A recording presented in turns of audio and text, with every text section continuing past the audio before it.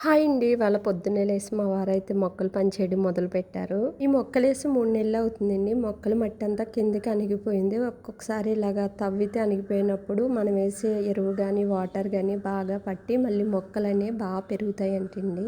వాళ్ళు ఎలాగో అవుట్‌డోర్ మొక్కలేస్తున్నారు కదా అని నేను కూడా ఇండోర్ మొక్కలనే వేయడం మొదలుపెట్టాను.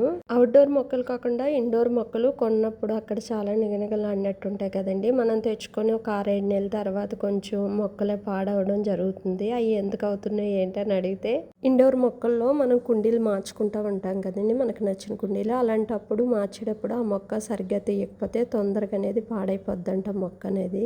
వాళ్ళు ఇచ్చిన కుండీలోంచి మొక్కను తీస్తున్నాను చూడండి. ఇప్పుడు మా కుండీలో వేసుకోవడానికి ఆ విధంగా తీసి వేసుకుంటే మొక్క ఏమీ పాడవదంటండి. అంతేకాకుండా మన కుండీల్లో వేసుకున్నప్పుడు మన కుండీ పెద్దదైతే వాళ్ళు ఇచ్చింది సరిపోదు కదండి, ఏర్లకు వచ్చిన మట్టి. అలాంటప్పుడు వాళ్ళు కలిపి అమ్ముతారు కదా, ఆ మట్టి మాత్రమే వేయాలంట. మామూలు మట్టి అయితే వేయకూడదంటండి ఇండోర్ మొక్కలకి.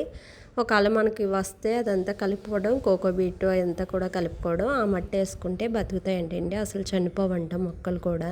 ఈ విధంగా మొక్కలన్నీ కూడా వేస్తానండి కుండీల్లో.